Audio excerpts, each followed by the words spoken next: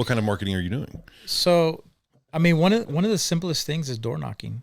You know, every so often I'll take a morning off, you know, from the office, and I'll go door knock, you know, and just talk to folks, put out flyers myself, you know, and that's grassroots right there. I mean, that's sales, you know, 101, just door knock, you know, and not everybody's receptive. Some folks don't want to talk to you, and that's okay. That's all good, man.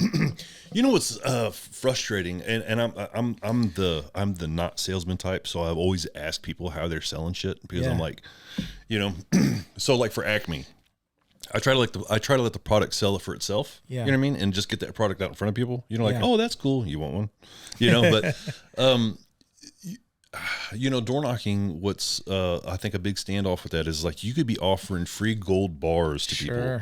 And it's like, oh, I don't want none of that here. You know what I mean? That's do you run into a lot of door slams? Sure. We don't want you to get out of here. Yeah. We've had quite a bit. I've had quite a bit. Like I said, door knocking in Vegas and then door knocking here and, you know, locally. And, it's interesting. You know, it's interesting, but, you know, I heard a wise guy not so long ago, you know, that's been in the industry and has been very successful for himself, you know, say he's knocking for no's.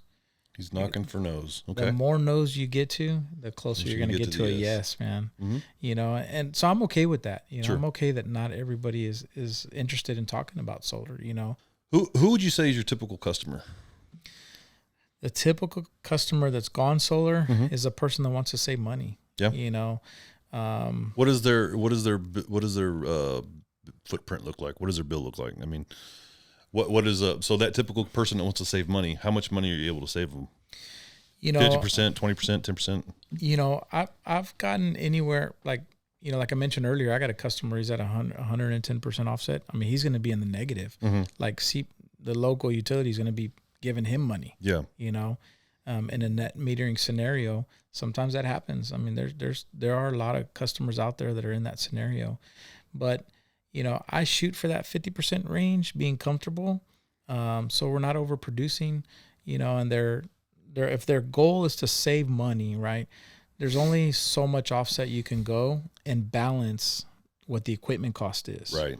Because there's a cost for that equipment. Sure. You know, so for me, that sweet spot's, you know, anything over 50, 60, 70, 80%, you know, maybe 90% in some scenarios, you know, beyond that, it changes the dynamics depending upon the roof, you know? Yeah. What's the one thing you wish you knew before you started